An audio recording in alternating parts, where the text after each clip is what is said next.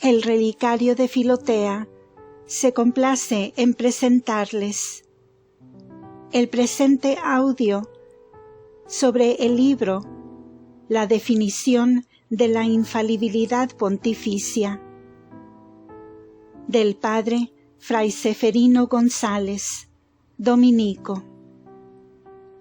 Madrid, España, 1870.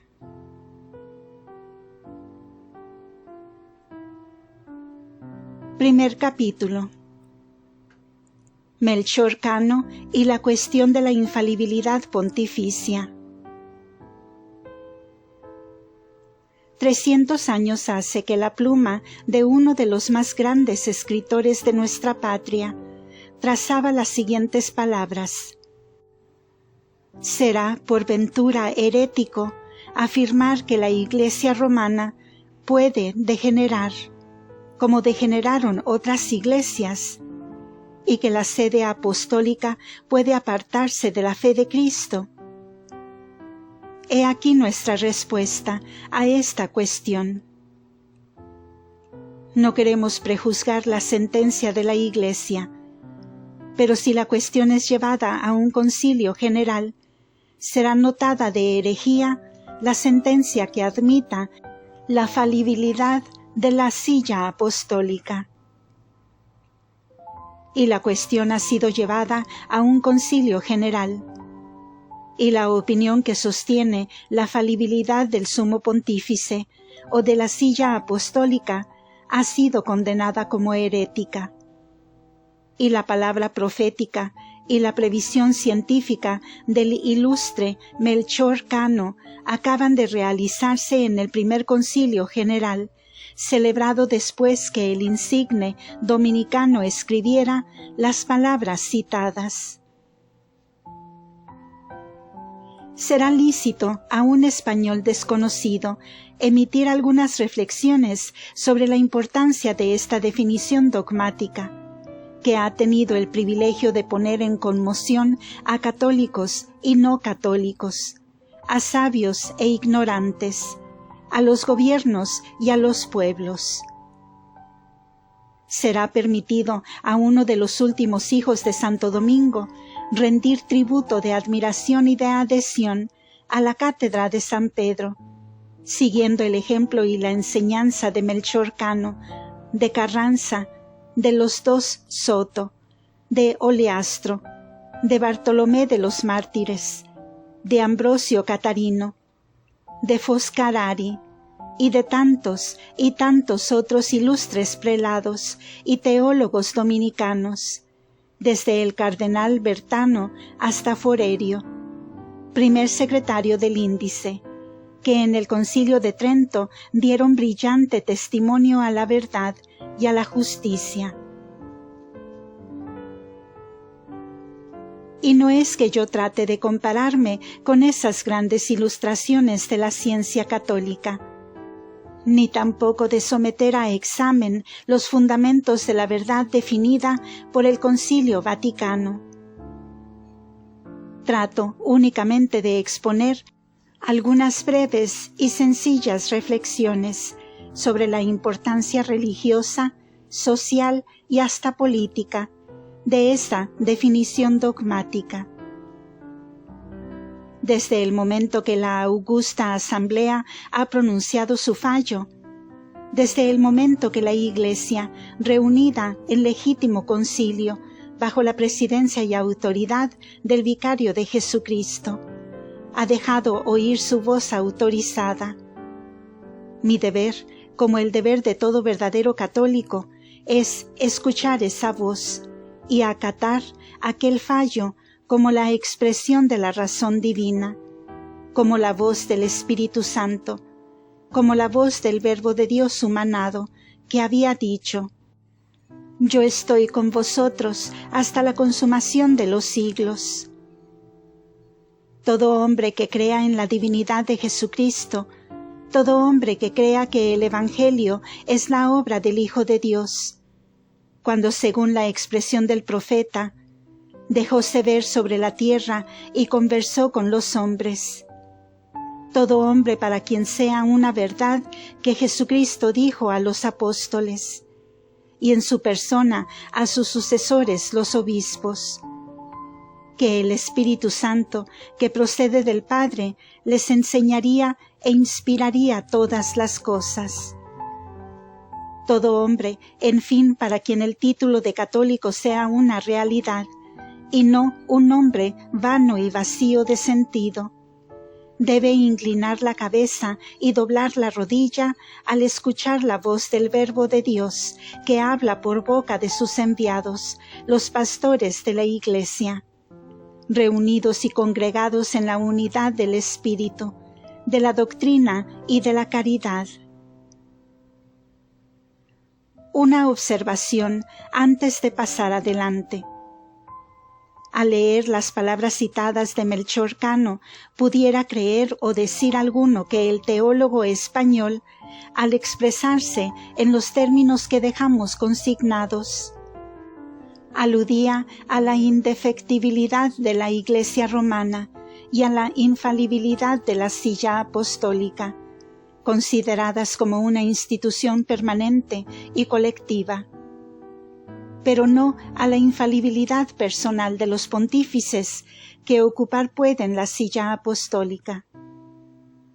Y esta observación es tanto más importante, cuanto que Monseñor Maret, en su reciente obra del Concilio General y de la Paz Religiosa, publicada con ocasión del Concilio Vaticano, parece adoptar esta interpretación, sirviéndose de ella para desvirtuar o eludir la fuerza de los argumentos aducidos en favor del dogma de la infalibilidad pontificia. Después de haber citado algunos de los textos de la Sagrada Escritura relativos a esta verdad, añade: estas promesas garantizan la duración eterna de la silla apostólica, primer fundamento de la Iglesia. Garantizan que la sucesión pontifical permanecerá siempre en la verdad católica y no podrá ser alterada por la infidelidad pasajera de un papa. Nuestro Señor Jesucristo da a su vicario el medio infalible de llenar dignamente su cargo supremo, confiriéndole el derecho de acudir al concurso de sus hermanos, los obispos. De esta suerte coloca en las manos de su Iglesia el remedio seguro contra los errores y los escándalos posibles de un papa infiel. Por estas disposiciones de la sabiduría divina, por los cuidados de la providencia, la Iglesia romana, silla del papado, se encuentra a la vez establecida sólidamente en la verdad. Jamás aceptará ni profesará el error. Así es como Dios proveyó a la santidad inviolable, a la completa solidez de la Iglesia, a la indefectibilidad de la Santa Sede y de la Iglesia romana, sin que toda la verdad se halle colocada en un hombre solo, y no se halle colocada más que en él.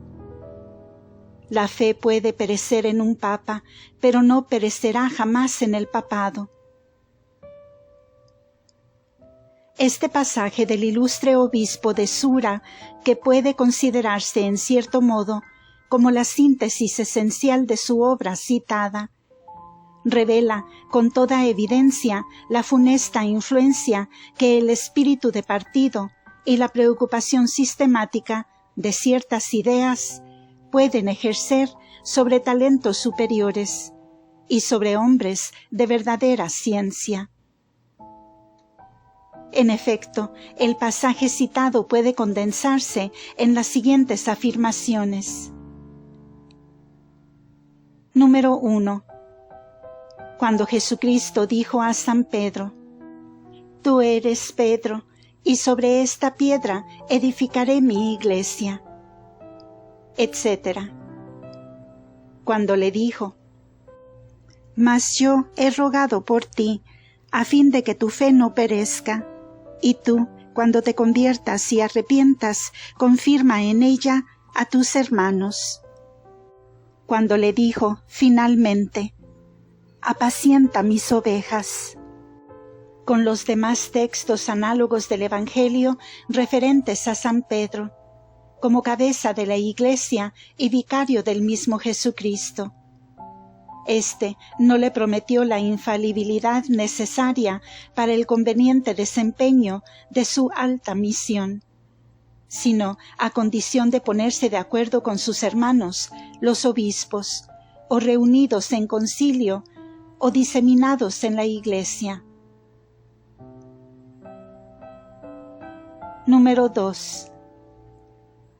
Ni las promesas y sentencias indicadas, ni la providencia divina en el gobierno de su Iglesia, llevan consigo la necesidad de que todos y cada uno de los sucesores de San Pedro sean infalibles e indefectibles, aun considerados como vicarios de Jesucristo, defendiendo y enseñando a la Iglesia universal lo que debe creer y obrar, en orden a la vida sobrenatural y terrena, sino que esa infalibilidad e indefectibilidad se refieren a la Iglesia romana, en la que tiene su silla el Papa, y a la misma institución del papado, o sea, la sucesión o colección de los sumos pontífices. Tal es el fondo, y despojada de las formas más o menos atenuantes de que se halla revestida, la doctrina consignada por el señor Maret en el pasaje citado, y en otros análogos que ocurren a cada paso en su obra.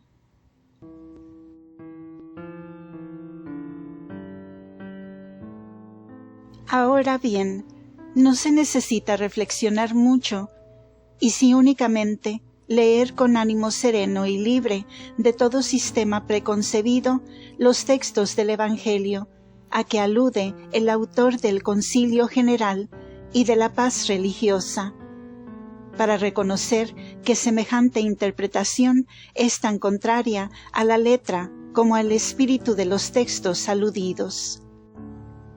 El Divino Salvador dirige la palabra a San Pedro, a quien constituye cabeza y fundamento de su futura Iglesia. A él solo manda apacentar sus ovejas y corderos. A él solo promete la indefectibilidad en la fe. A él solo manda confirmar en esta a sus hermanos. Ni una palabra siquiera que indique la necesidad de acudir al concurso de sus hermanos para realizar el sublime encargo, ni para llevar a cabo las divinas promesas. ¿En qué, pues, se funda Monseñor Maret para afirmar que las promesas de infalibilidad hechas por Jesucristo a los papas en persona de San Pedro solo tienen aplicación condicionalmente y previo el concurso de los obispos en concilio o fuera de éste? ¿En qué parte de la Escritura se enseñan o se indican siquiera esa condición y esas restricciones? Y si de la letra pasamos al espíritu de los textos aludidos, ¿es por ventura que la tradición autoriza semejante condición y semejantes restricciones? No escribimos un libro, sino un folleto.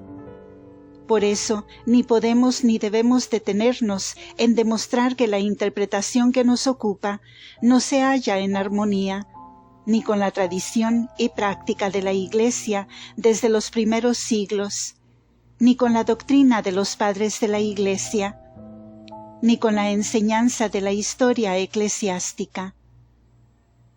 Demostración que por otra parte sería innecesaria después de los concienzudos trabajos de los más ilustres representantes de la teología católica sobre la materia. ¿Será por ventura que el obispo de Sura cree suficientemente autorizada su interpretación por la Declaración Galicana de 1682? pero el erudito prelado no debe ignorar el descrédito universal que con sobrada justicia ha pesado siempre, y pesa hoy más que nunca sobre esta malhadada declaración, merced a la cual la Iglesia de Francia cayó postrada a los pies de una monarquía tan corrompida como despótica. Cambió la protección desinteresada y cristiana del vicario de Jesucristo por la de Luis XIV y Mademoiselle Maintenon, y entró en el camino de la postración y del envilecimiento durante la regencia, postración y envilecimiento de que sólo se ha salvado por medio del bautismo regenerador, de la sangre derramada durante la Revolución del 89.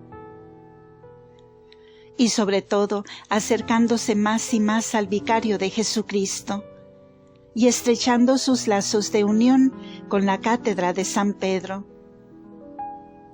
Ciertamente que entre la interpretación literal y propia de los textos evangélicos aludidos, en armonía con la enseñanza de la tradición general de la Iglesia por un lado, y por otro la interpretación y sentido que nos ofrece Monseñor Maret, interpretación que no es el fondo más que un eco pálido y lejano de la Declaración Galicana de 1682.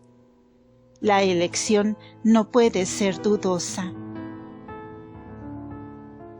La Iglesia ha pronunciado su última palabra sobre esta materia, y estamos bien persuadidos que Monseñor Maret acatará como verdadero y sincero católico el fallo de la Iglesia.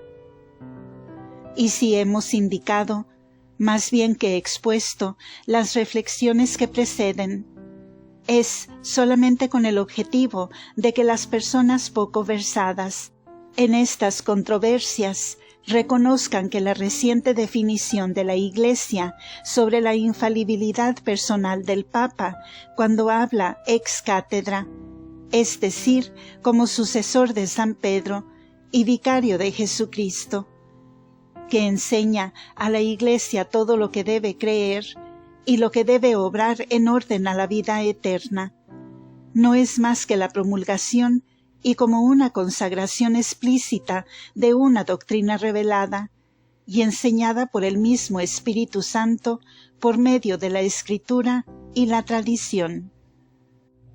Por eso, es sin duda que no solo la Iglesia romana, sino todas las demás del mundo cristiano, han venido protestando explícita o implícitamente contra la Declaración Galicana de 1682.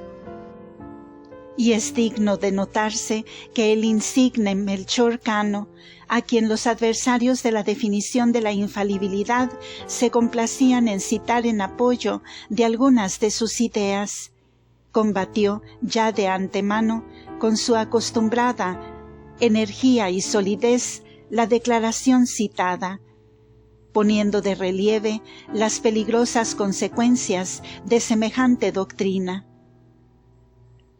El gran teólogo español parecía tener a la vista en el siglo XVI la Declaración de 1682 y la doctrina de sus defensores, cuando después de establecer por medio de pruebas directas la infalibilidad del Papa en materias dogmáticas, escribía las siguientes notables palabras.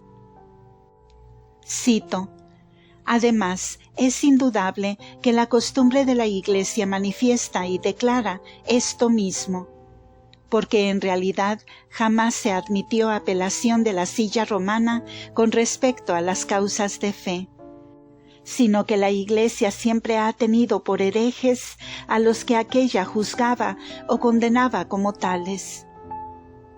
Y ciertamente, si el juicio de la silla de Roma fuera falible, y por el contrario infalible y cierto el del concilio, se opondría a la naturaleza, a la razón y a la verdadera teología, cualquiera que negara la apelación del Papa al concilio. Pero la verdad es que la Iglesia desconoce o rechaza semejantes apelaciones, principalmente en orden a los dogmas de fe, pues solos los herejes hacen uso de semejantes apelaciones.